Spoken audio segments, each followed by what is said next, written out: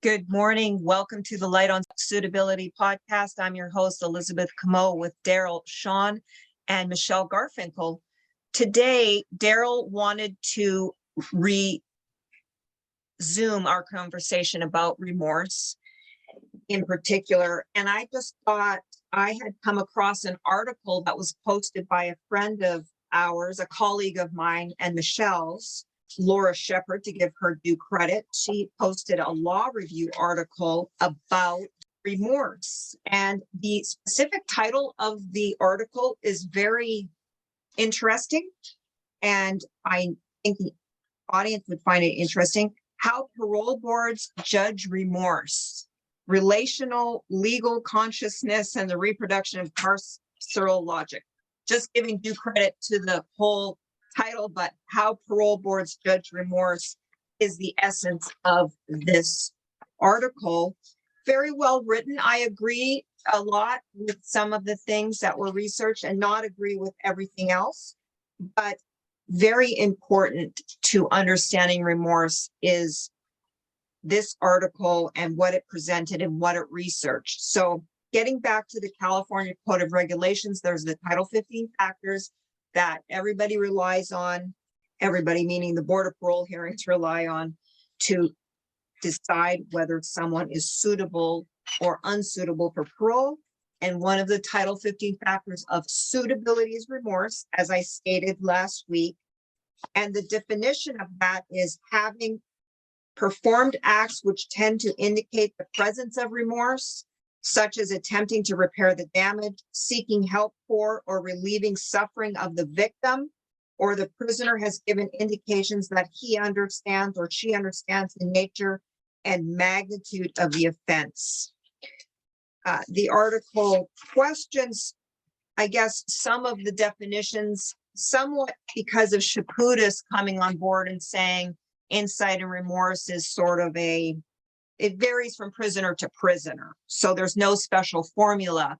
But in this article, which was interesting, they interviewed some of our commissioners from California and deputy commissioners anonymously and put their comments and their findings or what they look for in this article.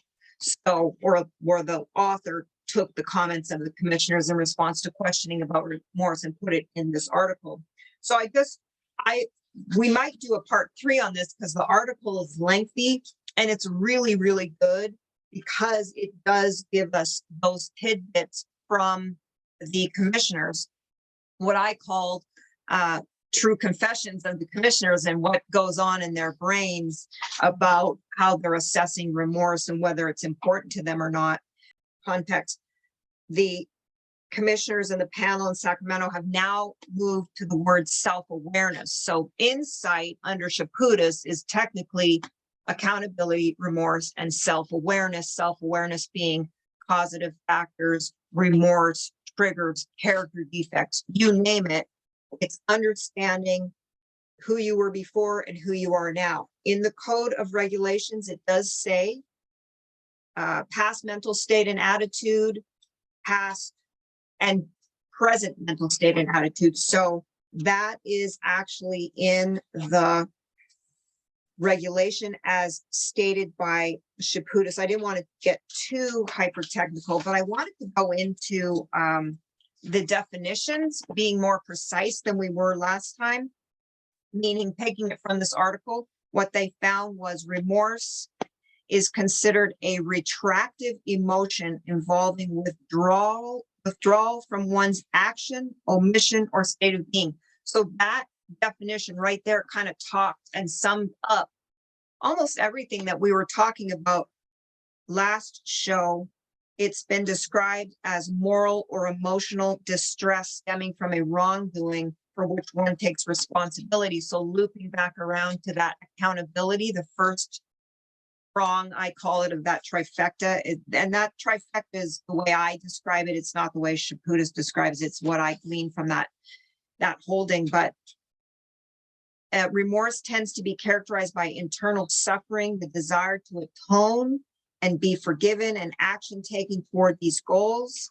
And this was a citation. She has a citation in this article And just so I give this article due consideration as well, the authors are Catherine Young and Hannah Shimowitz, and they are at the Law and Society Association is what this publication is called, just so I make sure to properly cite to this. You will not pose a future danger to the community because you actually feel bad about what you did before, i.e. if you don't feel bad about what you did before, there's a strong likelihood that you'll just do it again because you just don't care. Again, getting back to that callousness, the what are the other words that they use? Callous, disregard. Lots of times we hear disregard for fellow human beings, suffering of others, and that sort of thing. And then finally, before I turn it over to Daryl, I'm just reading here. The next part that I wanted to get into would be they have it titled in this article, and I know most people will be most interested in the results. From the commissioners, the 4 key themes emerged in the commissioners' descriptions of remorse and explanations of how they determined whether a parole candidate was remorseful. And it was 1, attested implicitly and or explicitly to the truth finding function of the criminal justice system. It works. It's a good thing I'm in prison, things like that. You can get more into that as well, Daryl. But number 2, viewed the cause of their commitment offense as a deficit within themselves versus I was justified or whatever the case may be. Number 3, describe the state as playing a key role in their transformation into a new person, i.e. the rehabilitation process of the parole board. And 4, demonstrated that they had internalized the moral logic of the carceral apparatus. I apologize, I don't know what that, I think that means a fancy word for incarceration. That is what was stated in this article. So from there, there's a lengthy discussion of all the little nuances that these commissioners pick up on, including the trouble they have in reconciling the right not to talk about the life crime at their hearing and trying to figure out if someone is accountable, remorseful, and understands the causative effect. And so causative defects and factors, and they go into that. And I thought it made a lot of sense to them. They say, well, how am I going to judge whether or not they understand the nature and magnitude of the offense to give them credit under the Title 15 factor of remorse if I can't hear it from their own mouth as to what happened and why and so forth like that. So that is only just the tip of the iceberg from this article. I don't want to pile on too much. Like I said, I might suggest that we break this again into a part 3 because it is so important and not everyone will have access to this article, but really getting into the nitty-gritty of what those commissioners were saying about how they think about and process and listen for and make their decisions about whether or not to grant parole with respect to remorse. The whole article is about remorse, about 20 pages, I think. So from here, I'm going to turn it over to Daryl to ask him to chime in about this or anything else that he wanted to add for our Remorse Part 2 podcast. Thank you. Good morning, everyone. Michelle, Elizabeth, and Sean, our listeners. I particularly wanted to do a follow-up on remorse because we wanted to make sure that everyone understood not just what the definition of remorse was, but how we deal with it day to day, how we continue to incorporate the techniques that help us to evolve into what remorse is, and also how a person can get there. I think the article is wonderful. Thank you so much, Elizabeth, because you just helped me to expand a little bit more. So I think we probably will be doing a part 3 because there's still so much more to say. But I wanted to particularly discuss something that me and Sean was talking about. And we're really up close and personal with each other. We know each other very well. And for years, we have not been able to forget the fear and the destruction that we caused to our victim's family, and to the city that we committed our crime in. Initially, we were ashamed to say things like that, but this is part of remorse. For instance, I had to honestly speak and say that in 1988, I murdered someone in cold blood. I had a disregard for human life. I was callous. All those definitions that you mentioned, Elizabeth, that was the reality. And it took a lot to be able to accept that, in order to embrace that. So we have to be honest with ourselves. And I also know, as me and Sean talk about, that our actions created a ripple effect. It created pain, creates grief, creates agony, and these things just don't go away. They don't go away. And again, going in front of the board, you have to have that fine line and say, hey, yes, I am a different person, but this is who I was, this is who I am. And you have to be able to express these emotions in order for them to see remorse, for them to understand that you've delved deep into who and what you were. Because if you don't do it, you're not going to be found suitable. I also had to express the fact that I was ashamed of my actions. And Sean used to talk about, were we ashamed? Initially, no. But once we learned how we created such a devastation to humanity, you have to become ashamed of that. And this is a sign of remorse. And then we have to learn the true value of life, which most people don't take the time out, because you're not taught. There's not a class growing up in school. This is how you value life. I don't think there's a single household who says this is how you value life. And when you're misled and fed all kind of bad information in your communities, the life value goes down. And I'm gonna give you a prime example. And now we get right back to this. Driving through the cities today, you see homeless people. That makes a child devalue life, because we just walk right by, drive right by. No one wants to help. No one wants to see anything. And then you start saying, well, I don't care about those people. I don't care if something happens to one of those people. No one cares. So I mean, so there's a big process to this, and the remorse concept of, if you harm someone, admit that you harmed someone, realize how you've hurt these people and what you could have done differently, or what can you do to make it better. This has to be understood, and then you have to understand the maturity concept, because you have to mature. I was a very immature person. Sean was a very immature person when we committed our crimes. Through the course of time, we matured. We gained faith, our thoughts changed, and then we start making right decisions. All these are consequential to remorse. And I think the article part that you just read was really good for us. And then we could get into the aspects of how we live with it day to day. I have something I really want to say. And it's so important. I thought about it after last show, and I want people to know that it's not easy to make positive changes in life. It's not easy for a person who became hardened to soften up enough to say, I was wrong. But you have to accept the reality of how not only you hurt your victim's family, how you hurt your family, and how you hurt yourself. Because in order to deal with a lot of the things that we've done in our life, we have to become hardened. And now you have to get rid of those hardened, those curves, those corners. You have to soften up, but it's a thin line between that too. And you have to learn how to deal with conflict more peacefully. You have to stop trying to force everyone to have the same opinion as yours, because this is what happens when you become callous, when you become hard. You have to learn how to stop looking at everything you do as wrong and writing it down, because we get so caught up in the programs to where we keep a record of everybody's wrong against us. That's ludicrous.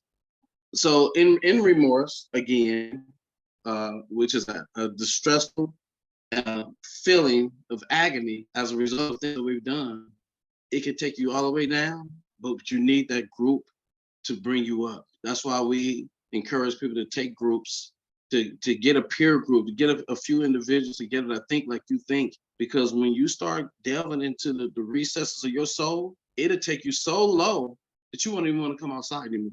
You start thinking so bad about yourself, but that's what you need. And then you need those group of people, or something that can elevate you so that you can not only have remorse, but also get back on your 2 feet and become a better person. Very, very important. And we live with this every day. Again, we'll never be able to forget the pain and destruction that we cause, but I'm not going to let that stop me from making advancements in life. For me, it was difficult to find remorse. But when I did find remorse, it was shameful. Like Daryl was saying, it was shameful. It was embarrassing. It was hurtful, because then I started feeling again, because at first I didn't feel. And so when you started feeling, and them emotions, it's raw and it's hard to deal with them. And I'm just grateful that I had Daryl and a few other individuals that I can go and talk to about them emotions, about feeling the way I was feeling. But it's definitely difficult. It's definitely good to learn it and see it. But once I got it, I'm really on point with Daryl. How about Michelle? I actually wanted to ask the guys at the very beginning of your path to real change, when you guys really made that commitment, how did you get down the wall of the hardness? Because I think that a lot of our clients have a very difficult time. I call it ripping opening your chest and vomiting honesty. But it's really hard. Even when you two were so close and you were fortunate to have each other, a lot of guys have nobody. So we'll recommend writing. I tell my guys, write stuff down, and if you're embarrassed, flush it.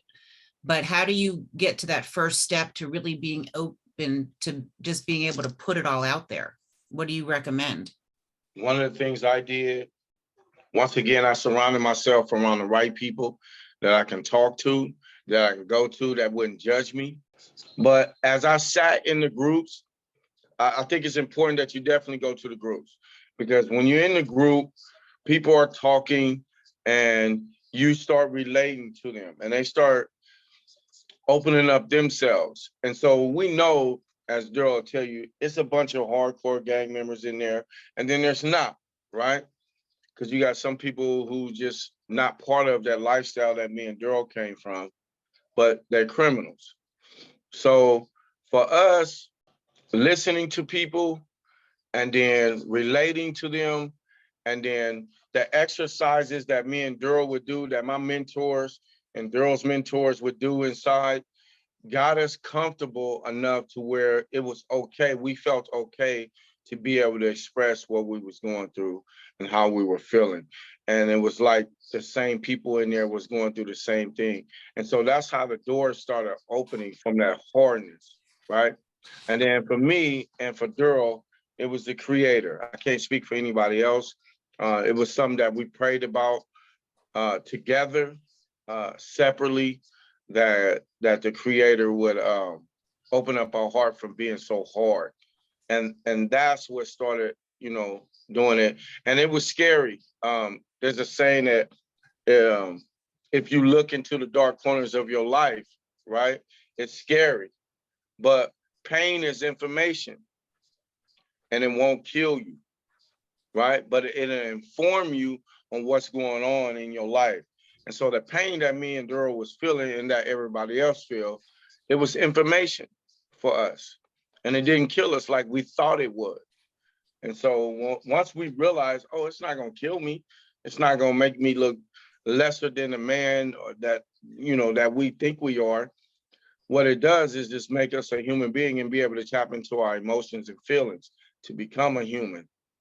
And so once I started seeing that, I was like, okay, actually, it really started feeling good to get things out and express and take down the masses. And CGA, Criminal and Gang Members Anonymous, we have a saying that when you come into the class, take your mask off, right? And so we would do this. We would put our hand up and then set the mask. And some people would, do it several times.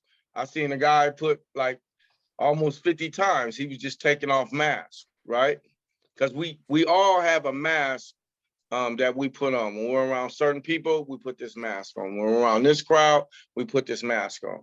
And so to be able to take your masks off and be raw and sit into the classroom and just expose yourself, it felt good, like the burden was lifted. And so for me, that feeling felt good. I was like, oh man, I feel good getting this off my chest. Oh man, I feel good about, expressing about what I'm going through. It hurt, it's painful, but it was other men in there that was going through the same thing. And so that's what helps me get through that hardness. But I have to give everything to the Creator. I can't speak for anybody else. I prayed because I knew I was numb to everything. And for me, the groups it was helping, but it wasn't getting me where I needed to get at the time. And so I just prayed more and I talked to Daryl more. And then we just would just go at each other all the time. And then as I got comfortable talking to Daryl also and to my mentors, then it really became easier in the groups. And one thing I learned real quick before I pass over to Daryl, one thing that I learned is that all of us have something in common. And one of my mentor and Daryl was saying to me one day was like, we can't be embarrassed about our past. Our past is what's going to help people. It's what's going to change people. And so when you tap into that raw emotion, right, of what we're going through, and you write it down and you look at it, like you said, Michelle, you have people write it down because everybody doesn't have friends. I wrote a lot of things down. And then when I finished, I ripped it up, right? I got rid of it because I didn't want nobody to see it. Most of all, I didn't want the staff to see it, right? I really wasn't worried about anybody else because I was in the groups, I was on the yard, and me and Daryl was talking to people, right? But I didn't want staff to see it because I didn't want it to be used against me or whatever, right? But sitting in the groups and then embracing what I did, but using it to help people really opened up the door and kind of brought down the hardness for me. And then once I got to see that people was relating to me and that they was going through the same thing that I was going through, I was like, oh, so I'm not the only one that goes through this. I'm not the only one that thinks like this, right?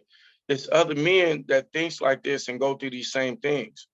And so it might not be the same as mine, but we have a lot of commonality with each other. And so that's what helped me. And so me and Daryl, as us being a facilitator, is something that we love to do, right?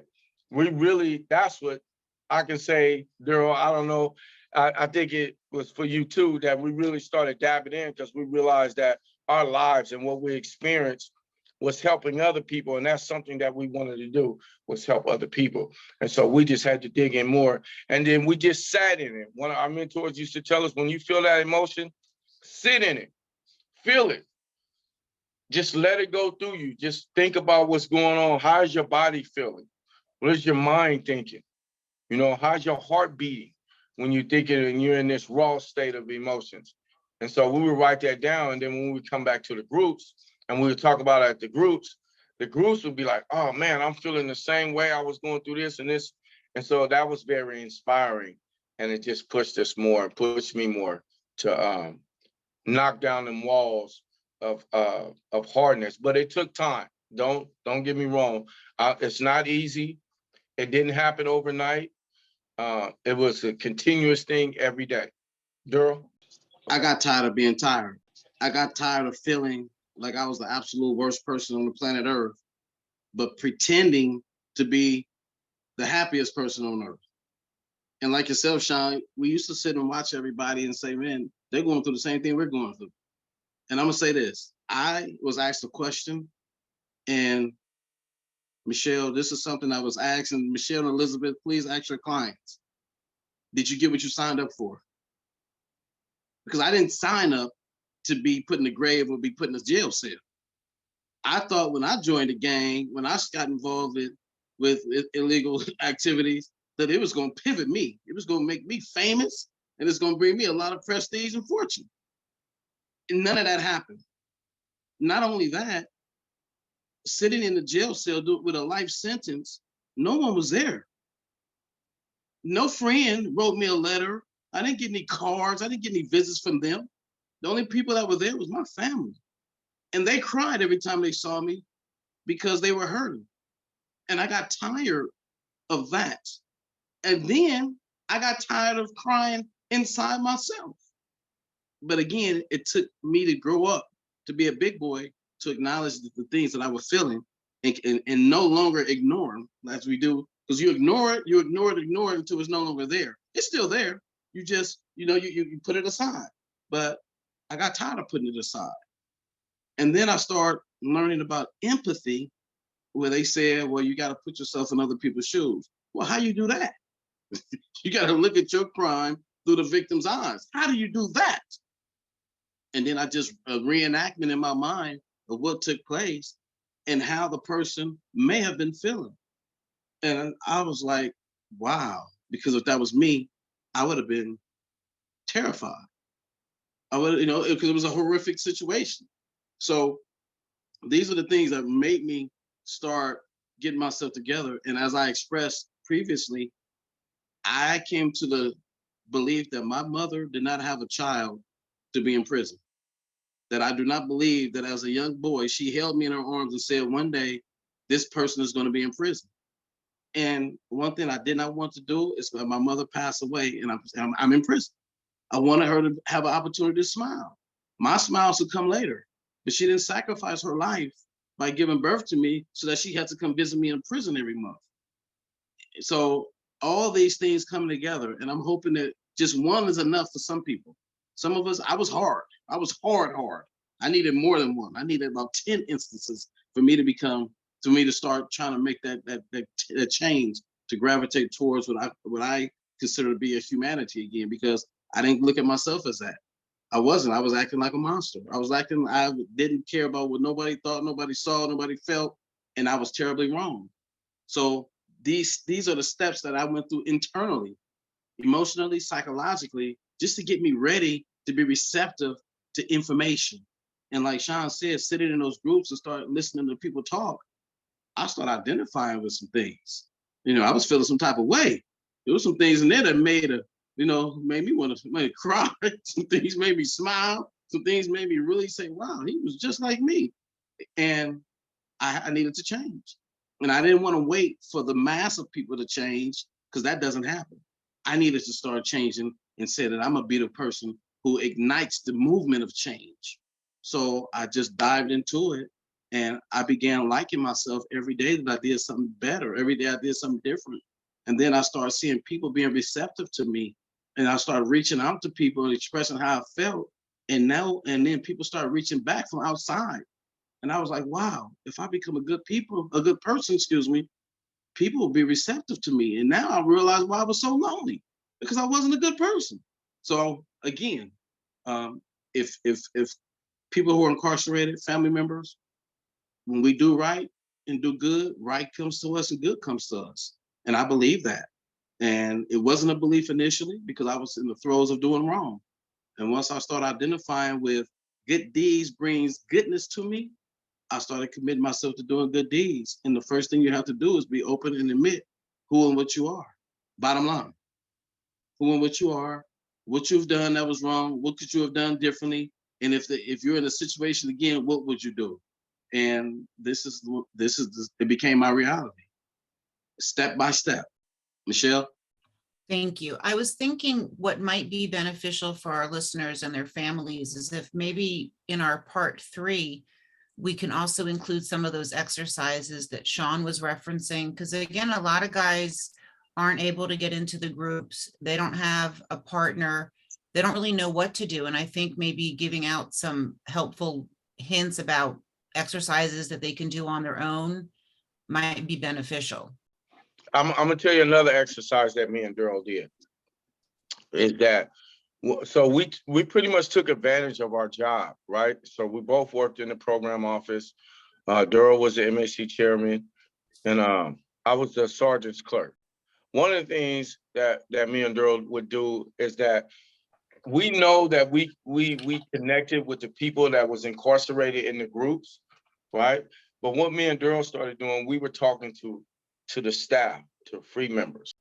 We realized it that like when our staff sponsor was sitting in our group, me and Daryl will always get them to participate in a group. And so as they're sitting in there listening to all the different men, we would get them to engage, give us their feedback, give us their thought.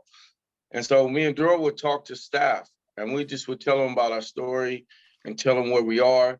And we noticed that even so-called hard guards or whatever, and even the ones that wasn't, felt us, right? They was feeling what we were saying, and they were seeing us grow. And so that was a big help for me also, because I was like, me and Drew was like, okay, well, if staff who is supposed to be, not to believe us and what we say can see the change in us, and then was giving us positive feedback and different things that we should do in our life and just educating us on being a better human being. That was very inspiring. That's how I knew embarrassed about my story or none of that. So that was very encouraging also. I want to add to that, Sean, and that's something big, because we began to value what the guards thought and said. And I want people to know, when you go to groups, most of the time the sponsors, they're not prison guards. They're Right. regular staff that usually work somewhere around a prison, but they're not tainted by our criminal mindset. So I valued what we call a regular person, civilians' perspective and understanding of life. The guards, yes, they come in for a certain amount of hours to play tough and everything, but most of them have lives and have families. So by us expressing to them, we began to value their input. I asked the question, would I want a person like myself to live next door to my family the way I used to be? This is one of the exercises, Michelle, just so you'll know. And at one point in time, I said I wouldn't want me to live next door to my family. Right. Because of what I was involved in. And then I asked myself, what would be necessary? What changes do I need to make that I will want me to live next door to my family, which means that I will provide safety and security to my neighbors? Because that's who I want it to be. That's what I want it to be. And I believe that if I worked hard to become that, hopefully someone else will work hard to be that. And we have a number of exercises. Another one, we could talk about more next week, but I just want to say this. Another one is writing down what took place in your crime. Write down what really happened, and then ask yourself, why did we allow it to go this far? Why did we allow this to take place? No one else has to know. But why did I allow this to happen? And what gave me permission to do what I did? And that's one of the biggest exercises that I went through and that writing what really happened and asking myself was about a 2.5 month lesson for me, because it kept getting deeper and deeper and deeper until I seen the reality of what really took place and why I really allowed that to happen. And I learned that I was not only immature, insecure, but it was motivated by greed, something that I never even thought about, something that I had low expectations of life and that I did not value human life. And I would not have told anybody that before, because I didn't know what that meant and I didn't know what it felt like. Hey, Daryl, you said something about that's another key factor about what I want to live next door to me. And so one of the things me and Daryl started doing, because an officer told me and Daryl that he would live next door to us. And we got chronos saying that the officer would live next door to us, right? That was a huge, for me and for Daryl, I can speak for Daryl. That was a huge statement to hear correctional officers say that. Not the free staff, okay, it was good to hear that from free staff, right? But from a correctional officer, one who's been, in it, seen all the lies and heard some truth at the same time, to hear them say that, hey man, you know what? I would live next door to you. If you guys ever got out, you can come over, man. I would invite you over to my house.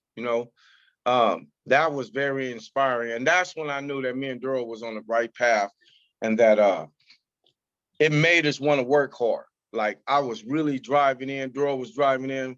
We was like, bro, we got correctional staff talking about they would live next door, inviting us. Like when you get out, and they didn't say if you get out, they said when you guys get out, we're gonna go out to eat, we're gonna go out, watch a basketball game or football game. And I was just like, yeah, okay. Me and Daryl just looking at it like, okay. So for them to see it and know they didn't seen everything, because they're like commissioners too. They didn't seen it all, heard it all. They deal with it every single day, all, so to hear them say that about us, that was very inspiring and really pushed us to get where we needed to be. Michelle? I think all of that's great. And I do think that we should definitely continue this next week and keep giving out advice, especially for the stuff that they can do on their own. I think what you guys did is amazing. And you're so fortunate that you had each other. I know one of the exercises I do with my clients is it's a chart that I have them do. It's called sort of unofficially the Mon method, because I had a client that this is what he did when he was in the shoe to try to help himself. And it's like a crime benefit chart where you list every crime you've ever done. That goes back to when you stole a bike when you were a kid. And then you write down what you got out of it, which is what Daryl said in the beginning. What did you get out of it? What was the benefit? And then what happened to you, like who your victim was and what happened to them. And you can do it as simply as, like I said, stealing a bike. So what did you get out of it? You looked cool, you rode around the neighborhood, you had a good afternoon. What happened to the kid whose bike you stole? Did he go home and get beaten? Was he not able to go do his paper route and then he couldn't afford to buy himself food? And you can keep going down the path and keep peeling it back. Like when you get older and you steal a car, what happened to that person? Did he lose his job? Could he not get someone to the hospital? And you keep going and you keep going. And you look at what you got out of it versus what the harm was to your victim, and it'll blow you away. And it'll really kind of give you insight into what harm you caused, because a lot of crimes, you don't really think there's a victim. A lot of guys say, well, I didn't hurt anybody. You might have broken in someone's house and stolen the only memento they have of their dead mother. You didn't physically harm somebody, but you could have destroyed somebody inside. And so it's important to have exercises to really look at yourself and look at the harm that you caused, and look at it. And again, we talked last week briefly about, guys that are innocent. Are you innocent of the why you're in prison now, but do you still have victims from your past? Because for anybody to show that they're a changed person, all of these exercises are going to help you show change, because you have to really know who you were before you came to prison, why you came to prison, and then being able to take programs to change so that you never come back. Because at least for me, my goal with all of my clients is not only to get them out of prison, but to make sure they don't ever come back again. So Michelle, you said something that was good. It triggered something. So that one of the exercises we used to do in VAOP, right? That was one of my main groups, started by Dr. Barber, Victim Awareness Offenders Program, right? And so we would give examples. Somebody stole a car, right? You said something about stealing a car. Well, I didn't steal cars before and never really thought about the ripple effect that it had. So I steal someone's car, say it's a single mom. She has kids. That was her only way to get back and forth to work, right? Or to take her kids to school. Now she can't go to work. She can't take her kids to school. So what happens then? Well, she might lose her job. She has to get on the bus. It's raining. And then if she loses her job, she can't pay her bills. So what happens when you can't pay your bills? Your stuff gets cut off, your PG&E, your electricity, and then you can't pay your rent. What happens when you can't pay your rent? Now you're out on the streets. So you just put a woman out on the streets and didn't even realize the ripple effect, because we're out running around, joyriding in this car, wreck it, do whatever, let somebody take all the parts off of it, whatever we're doing, and don't have no thought process about what we just did to somebody. And then not only does that affect the mother, right, and the children, but those that love her, that's trying to help her. And so that's the ripple effect that you see. So as you was telling them to write that down, that's a good exercise to do that, to learn what are you doing? Because we don't think about people when we victimize them. Whether it's stealing a car. My first thing went back to stealing. I used to have my little brother go steal candy, beef jerky out of the store, right? So I was like, that ain't hurting. That's a big old grocery store. And so it was broken down to me, okay, so say you guys were coming and steal. So maybe you stole $10 a day out of there. Okay, think of it as in 100 people did that a day. That store owner is losing money. Whether you think he's not, he is. And I couldn't process that until, I got into college and, got into business. I was just like, wow, that's a lot of money. Cause he was like, okay, so say I'm a clerk in a grocery store and I shortchange you 10 cents. So if I shortchange 1,000 people in a day, 10 cents, that money starts to add up. And so it's the same thing if you steal stuff out of the store, because you always have people stealing stuff out of the store. So that money starts to add up. And so he becomes short that owns the store. So that's a good example on that, Michelle, on having them do that. I like that exercise. Thanks. I love a good exercise. And so also it's important for people, you might be doing a shoe term, you might be out on the yard, wherever you at. It's important to build a good support team around you. I can't express that enough, because the same way that me and Daryl was in the lifestyle, we had that support team built around us that supported us in the criminal behavior that we was involved in. So whenever we and Daryl wanted to do something crazy, right, no matter what it was, that support team that we had around us, oh yeah, let's go do that. Let's go jump him. Let's go stab him. Let's go rob him. Let's go do whatever it is, right? That support team pumped us up to go do it. So it's the same thing that when you start changing your life around, right? Get them same people around you. So when I was upset and I wanted to slap somebody or punch somebody, and I would tell Daryl, instead of Daryl saying, let's go get him.